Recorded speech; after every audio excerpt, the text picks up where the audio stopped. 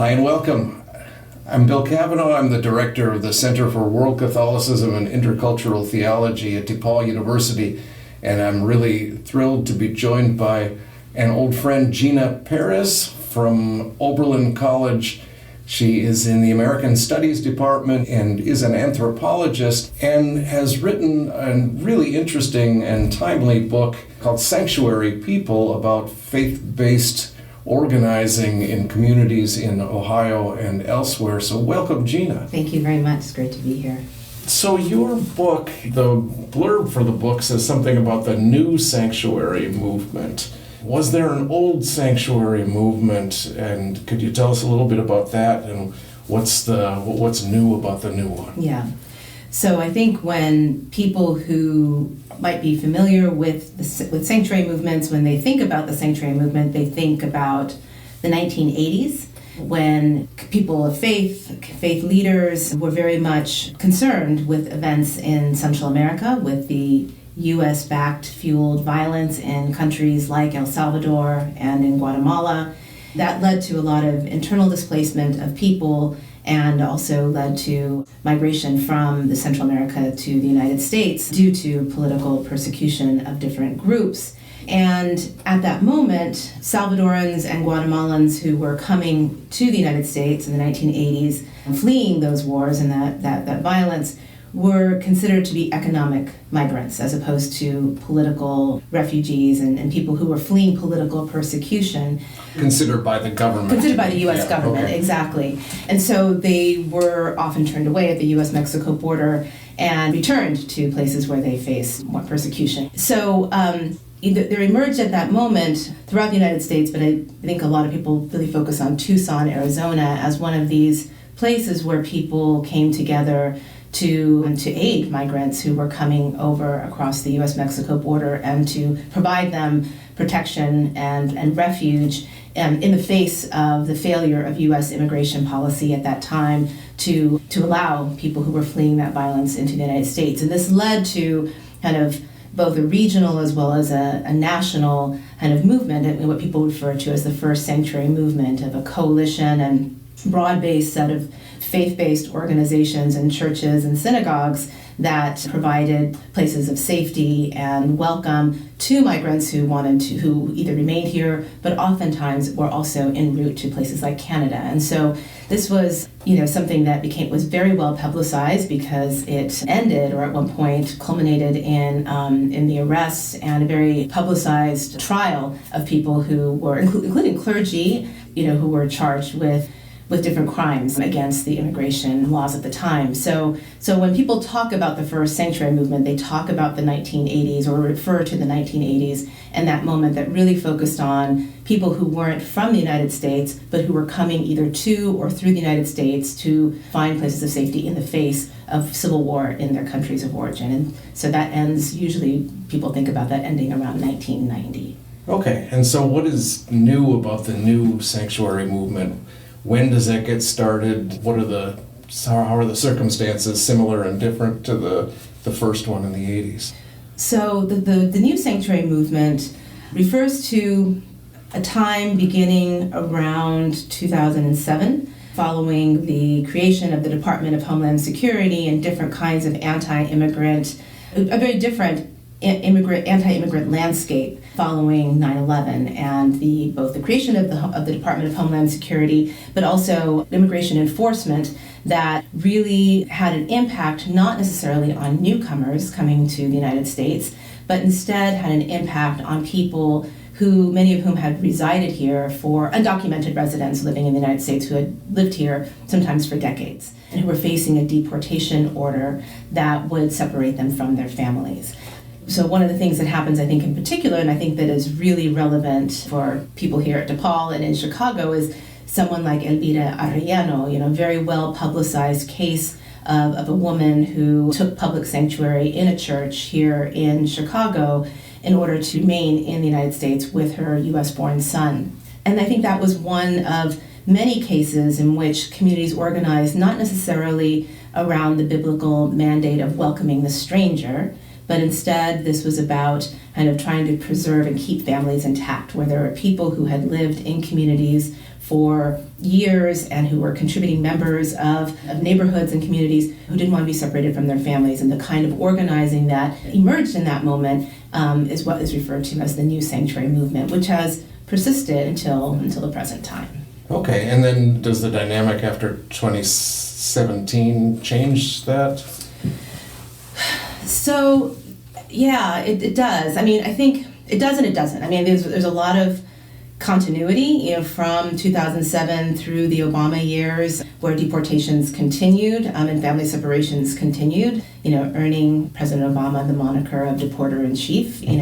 I think a lot of both faith-based and secular kind of organizing during the Obama administration led to different kinds of policies and executive orders like DACA, Deferred Action for Childhood Arrivals, beginning in 2012. But I think that the continuities that continue to exist are the ways in which immigration enforcement is enacted in different kinds of contexts and different kinds of communities. And so you have different moments in which, I think people continue to work within this New Sanctuary Movement in a variety of ways. But I think after DACA and with new different kinds of priorities around immigrant removal, it diminishes a little bit, following those years. But then around the time of President Trump's first election in 2016, we see once again a rising kind of sentiment and a deploying of the language of sanctuary to address the needs of not just migrants, but of longstanding community members who are undocumented and who've been unable to regularize their status because of the ongoing failure of immigration reform to do so. Okay, so the difference then might be that before 2017 you've got more emphasis on deporting recent arrivals, whereas afterwards you've got more emphasis on deporting everybody. Well, yes and no. I mean, I think even prior to 2017, there was still kind of moments with different kinds of anti-immigrant legislation that made people deportable, who had been long-term residents in different immigrant communities. I think the difference is the kind of rhetoric following Trump's first election that very much kind of made kind of anyone who was out of legal status deportable, right? And kind of in a willingness to enforce that in a way that differed from the Obama administration after kind of his changes based on different kinds of activists organizing to get him to change his approach to immigration enforcement. So it was never the case that long-term members weren't afraid of being deported, but the ways in which that immigration enforcement landscape changed after Trump was elected in the first time, I think, is different. Okay, yeah, interesting. So let's go farther back from behind 1980 and think historically. What are some of the sort of historical precedents for sanctuary? Yeah. So it's an ancient custom or tradition or practice, I guess is probably a better word. In ancient Hebrew times, there were sanctuary cities. And I think that what's really important for people to realize is that the practice of sanctuary was a way to kind of acknowledge that there was an authority that was a transcendent authority of a higher power that could challenge the secular power of the state. And so, we see, in a range of different faith traditions, people using the power of God and the power of the transcendent to challenge different kinds of secular power and abuse of power. So I think that that's one of the things that contemporary sanctuary movements remind people of, is that this is an ancient tradition. It's an ancient tradition that not only challenged the secular power of the state, but also offered protections to people to be able to make a case for themselves to evade different kinds of unjust punishments, right?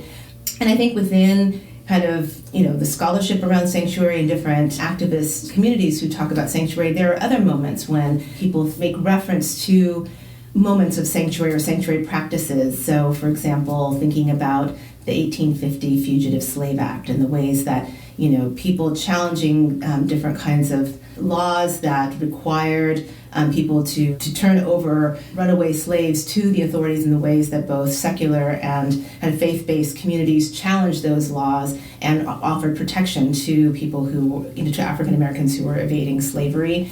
And then I think in the contemporary moment in the 20th century, there are different moments in which people have kind of engaged in different kinds of sanctuary practices. For example, during the Vietnam War, using churches as a place for people who were conscientious objectors to the Vietnam War to be able to avoid being deployed to overseas. So I think there are a lot of instances in which we can see these sanctuary practices happening in different ways, but I think, again, with this belief in a transcendent power that people answer to, and to recognizing the importance of kind of your values and your faith to guide you, and even in the face of challenging different kinds of secular laws.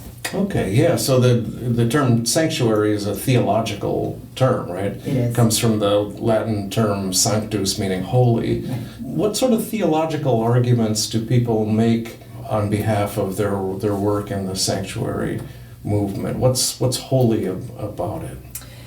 I think what and this is really interesting, I think that one of the things that people consistently talk about is the theological basis for how you welcome the stranger and what kind of religious obligations and duties and values guide you in welcoming people who are from a different place and what's required of you. And again, these are not merely Christian theological values, but they're also cross-faith traditions in Islam as well as Judaism. And so I think that that's part of it as well. I think that that's definitely part of the theological basis of it. And I think also, more recently, because in the contemporary sanctuary movement, because we're not necessarily talking about welcoming the stranger, because oftentimes the people who are seeking sanctuary are people who have lived for decades in a community. There's also a turn to, at least within Christianity, Matthew 25, and kind of using that as a basis of, whatever you do for the least of my sisters and brothers, you do to me. And so, offering protection, offering a way to make people feel welcome, to make sure that people have what they need in order to live a dignified life. I think that is one of the kind of central theological values that grounds contemporary sanctuary practices. Right, so Matthew 25, where Jesus says, I was a stranger and you welcomed me. Yeah. So, right, it's interesting that Jesus identifies himself not with the people who are doing good things, but identifies himself with the stranger and the person in prison and the hungry and the thirsty and so on. Exactly. Yeah. So you did 4 years of ethnographic research for this book. Can you tell us some stories about the people that you met and the organizations you worked with? Yeah. So I kind of fell into this by accident. I didn't approach this research with the intention of studying the sanctuary movement. I think following the election in 2016, I, as well as so many people on college campuses, was very concerned about what was going to happen with our undocumented students, on our campuses following the election of Trump in 2016. And so very soon after the election, colleagues, faculty, staff members, and administrators on my campus at Oberlin College quickly became part of this national sanctuary campus movement, which was a movement of more than 100 college campuses and universities that were pressuring the administration to come up with very clear guidelines, policies, and protections to protect students in the face of what turned out to be a pretty grim immigration enforcement landscape under President Trump. And so, it was very interesting to see how people mobilized around the sanctuary campus movement. That was November of 2016, and how throughout those months following his election and into early 2017, you saw a lot of churches going through a discernment process and declaring themselves as sanctuary churches. There's documentation of kind of the growing number of sanctuary cities as well. And so you see, what I talk about in my book and what scholars like Barbara Sostaita refers to as sanctuary everywhere. And this is kind of one of these terms that the American Friends Service Committee uses, this idea of kind of people trying to create all kinds of ways to respond to what was very clearly becoming an increasingly dangerous and precarious immigration enforcement landscape. And so in Ohio, what that meant was you had not only undocumented community members who were afraid of being detained and deported and separated from their families, but you saw an increasing kind of fear around people who weren't necessarily, who were fully documented, U.S. citizens as well. And in the fall of 2017, people might recall that there was a devastating hurricane on the island of Puerto Rico that just decimated the island. And that set in motion kind of already a very precarious economic context on the island that was leading to increasing numbers of Puerto Ricans leaving the island to the United States, but also following the hurricane, more and more people were relocating to places like Lorain, Ohio, which has longstanding Puerto Rican communities. And what really struck me in that moment was the way in which faith-based actors, as well as other activists, were using the language of sanctuary to talk about what they were going to do to receive Puerto Rican migrants as they were resettling in places like Cleveland, Lorain, and elsewhere in Northeast Ohio.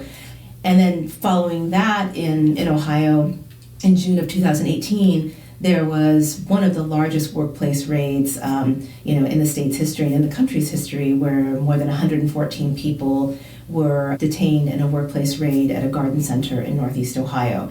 And again, kind of the ways that people responded was using that language of sanctuary and kind of how, and talking about how the same networks that were in place to address people's concerns immediately following Trump's election, which were the same ones that kind of were activated when migrants from Puerto Rico were coming to Northeast Ohio, and that now were being reactivated to meet the needs of families that were affected by these workplace raids, that it was all the same language of sanctuary and protection. So that made me really interested in how people were seeing these as connected kinds of practices and responses. And even at the time when the language of sanctuary was so polarized, and people were aware of how the Trump administration was threatening to crack down on sanctuary jurisdictions in cities, threatening to withhold federal funds, and people trying to strategize and think, well, maybe we shouldn't use the language of sanctuary. We should think about our work as a form of accompaniment. And so I was, kind of part of some of these, conversations, and I just thought it was very powerful, very moving, and really interesting to kind of see broadening of sanctuary to address the needs of Latinos kind of more broadly during this moment, and that's kind of what became the basis of my book. Okay, so Ohio was kind of the epicenter of the immigration talk during the election last year. Yeah. That right after your book came out, yeah. Pretty much Ohio kind of became the epicenter. J.D. Vance famously said that he's entitled to create stories about immigrants to gather people's attention.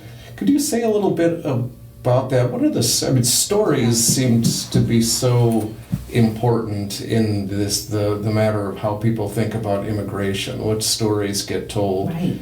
Can you say a little bit about the stories that kind of most influential stories that Americans believe about immigrants and what the relation between those stories and reality is? Yeah.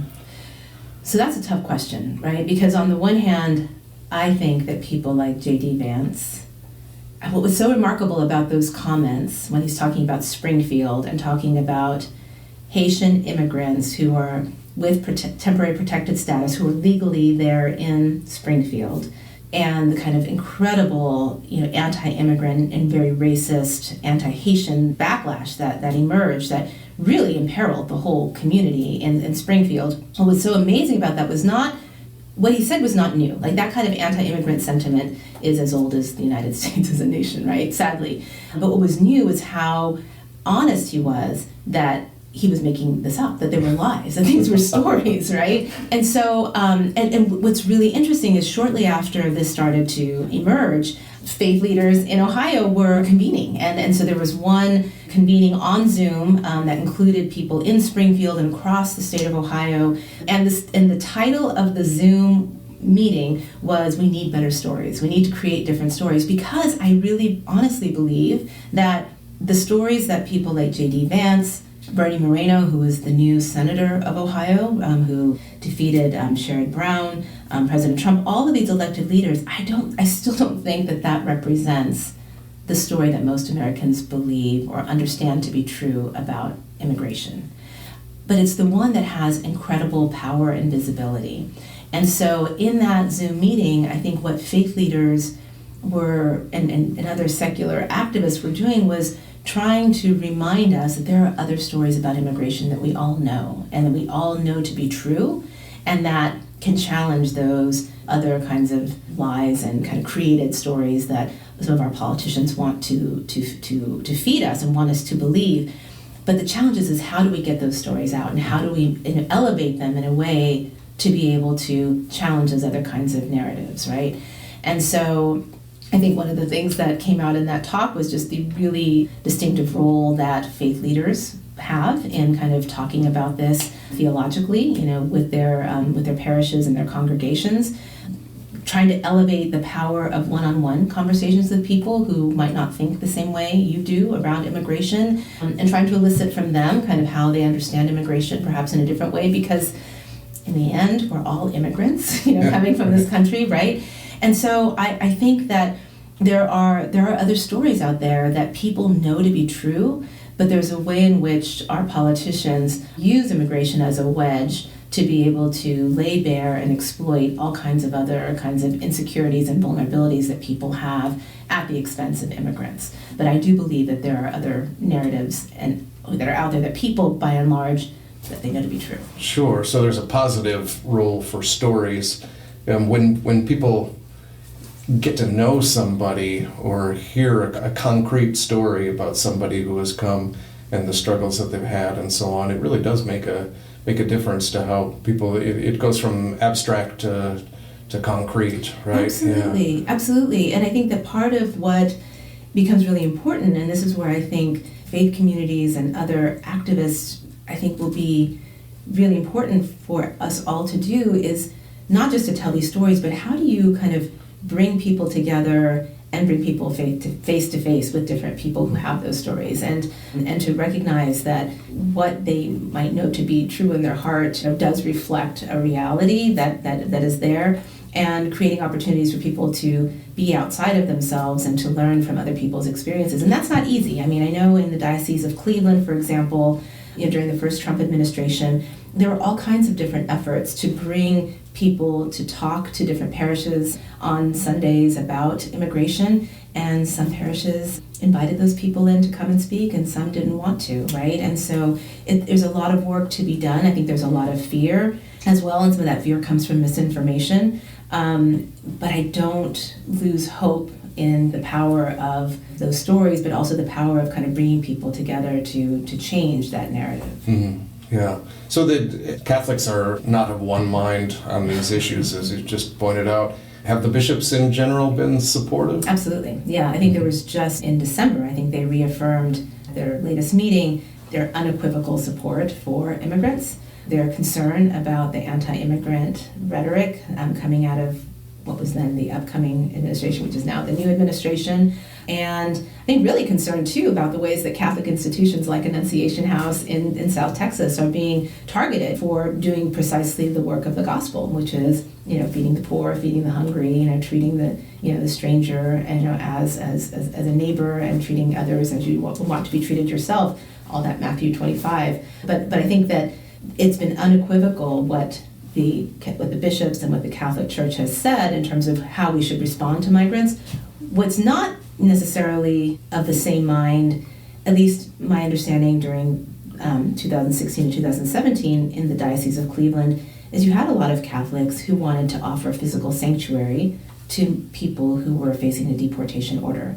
And this created a lot of contentious meetings, with the bishop, with other priests, with people who worked in pastoral work, throughout the Diocese of Cleveland, because there were differing opinions about what the Catholic Church's response should be. The Bishop Nelson Pérez at the time was very clear that he was unequivocal in his support of all kinds of resources for Catholic charities, for immigration services, for helping people with all of the paperwork that would need to be done to get things in order in the face of a deportation order.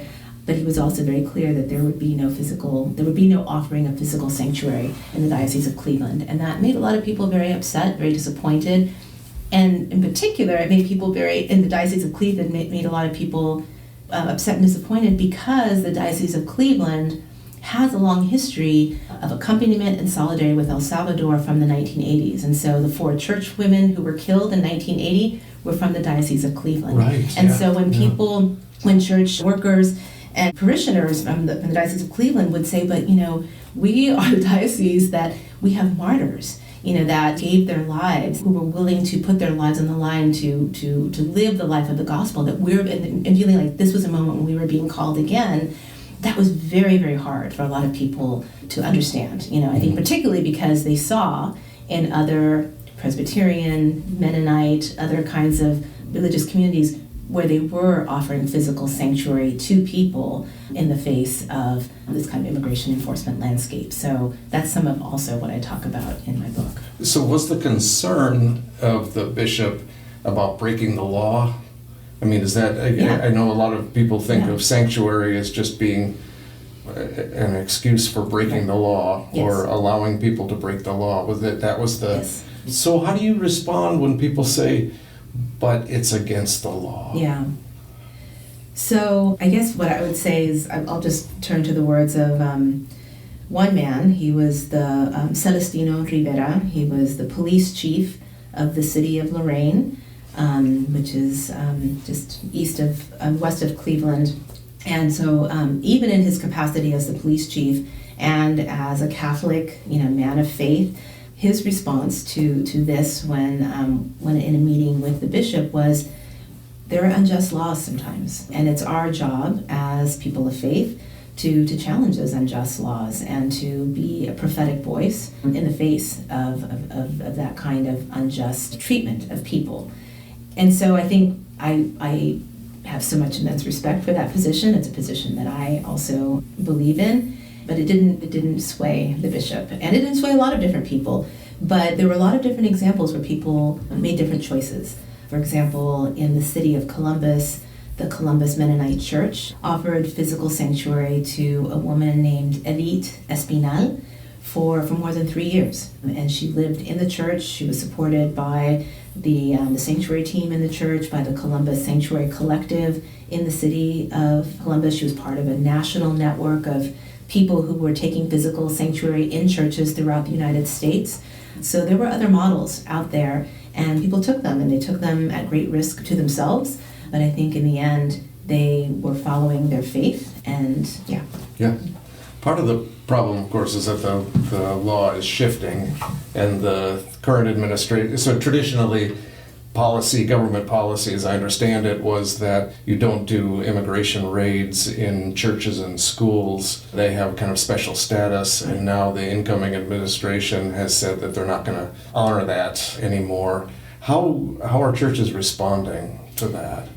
Well, that just happened this week. These are the different kind of sensitive locations policy directives that predated even Biden. Like, people want to say this was Biden's kind of thing. No, Biden was doing something that other administrations had done before. So the sensitive locations are hospitals, schools, churches, and courthouses. I think one of the things that we saw under the first Trump administration was an encroachment on those sensitive locations. And so there were cases of people who, you didn't have ICE agents who were going into churches where people were taking physical sanctuary, but there was at least one case, I think, of a man in North Carolina who was in sanctuary in a church, had to leave, I think, for a medical appointment, and he was detained by ICE agents and deported back to Mexico, right? And there were also cases of people who were detained by ICE agents around hospitals, and so you can see this encroachment happening in the first administration, but there wasn't the explicit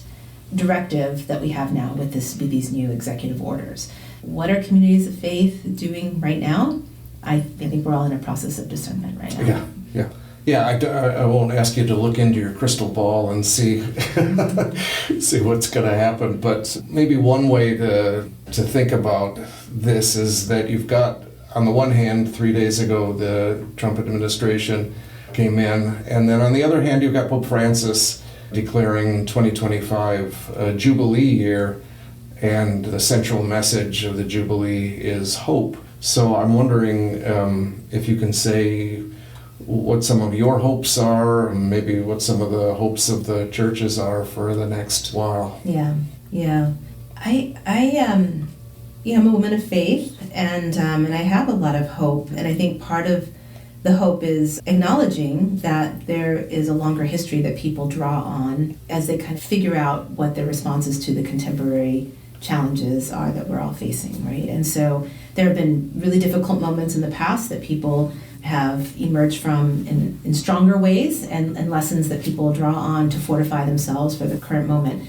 I have a lot of hope in just local communities and the ways that people are coming together to, I'll just use the example, I live in the city of Oberlin, about 8,000 people, and just last week there was a Know Your Rights presentation at the local public library, and it was standing room only, and there were people there who were familiar faces, people who had been involved, I think, in some of this work in the first Trump administration, but there were new faces there, and there were people who were concerned about migrants, they're concerned about LGBTQ communities and people, and the ways that this current administration also has a very explicit agenda of eroding kind of their own, the protections of LGBTQ people. And that gives me a lot of hope when people are coming out and they want to learn and they are seeking more opportunities to be involved and to be involved in a range of different ways. And so I think sometimes when I start to despair about what's happening at the national level,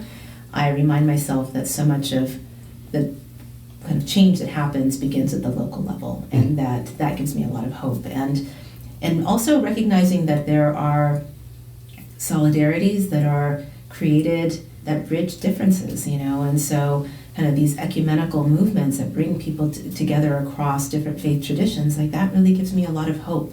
Different relationships that are built that bridge communities that are often very separated, because of class divisions or race or language or citizenship, and that they're divided, in these moments in order to provide support. Like that gives me a lot of hope. So I think I just focus on those things that are nearest and closest to me, because I think that's the foundation that can build something bigger. Nice, yeah. I think when you hear Pope Francis talk about migrants, he talks about them not only as the downtrodden who need our help, but also as a gift. And I'm wondering what you've seen. How do immigrants from Latin America and elsewhere make the church in the United States better, stronger? Yeah, that's a really good question. I mean, I think that just in every way possible, I think that part of it is this incredible entrega that people bring with them. I think the ways that they are, recognize the incredible gift it is to be able to be a part of these broader communities, I think, and the ways that they might not necessarily have kind of the economic resources to be able to contribute in ways that they might like to, but what are the other ways that they do so, like in preparing meals and creating different kinds of opportunities for communities to come together around food, I think is, one concrete way.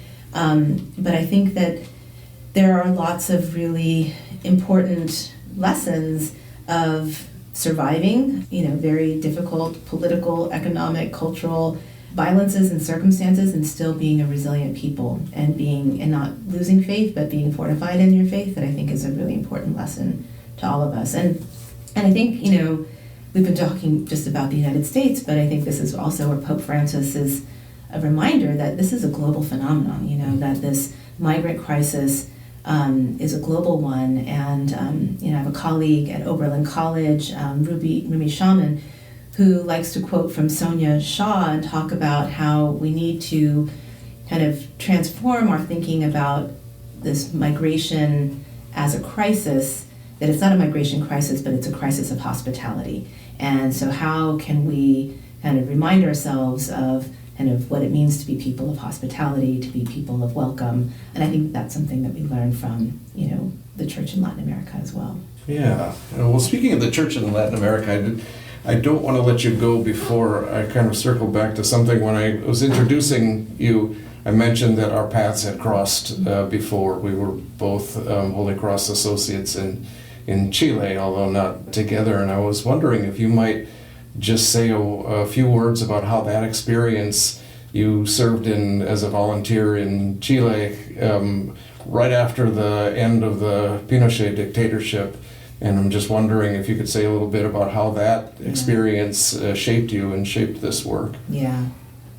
That would be a whole nother podcast on its own, but I will say that it absolutely has. I mean, it's being in Chile in those first years post-dictatorship, which is right after the years that you were there, during the dictatorship, were just some of the most difficult, but some of the most formative years of my life. And partly because I was living in community with other people who were struggling with similar kinds of questions, like people like Dave Carey and Liesl Haas and Dave Rady and Sue Elias, and being with people in the Chilean countryside who were kind of trying to think about what does it mean to live in a democracy after 17 years of living in dictatorship. And I think that I learned so much about kind of how people endured, and people endured in their faith in the face of some pretty brutal moments in their lives, and how they could do so in ways that, were generative, and that could be something that could create meaningful communities as they were moving forward. For me, it was also part of thinking about liberation theology in the 1980s and kind of learning about liberation theology and kind of seeing how it was lived in people's daily lives, and in very messy ways. Like, I don't want to overly romanticize it all, but I think it really instructed me in kind of the importance of hope and of faith, but also about kind of the relationship between politics and religion. The priests and the nuns and the brothers who we worked with were never people to shy away from making the right decisions in the face of pretty dire consequences. Some of those priests and nuns and and brothers did some pretty amazing things, and those are inspiring stories and examples that have remained with me since those years. Wonderful. Yeah. Well, thank you so much, Gina, for joining us. One more plug for your book. It's called Sanctuary People. The publisher? New York University Press. University Press. Okay. So please, to our listeners, check that out. And thanks so much again for joining us today, Gina. Thank you so much. This has been a delight. Near and Far is produced by the Center for World Catholicism and Intercultural Theology, a research institute focused on Catholicism around the world, with special attention to the Church in the Global South. The center is sponsored by DePaul University, a Catholic university in the Vincentian tradition in Chicago. For more information on the center and its activities, look for the Center for World Catholicism and Intercultural Theology on the web, Facebook, Twitter, Vimeo, and YouTube.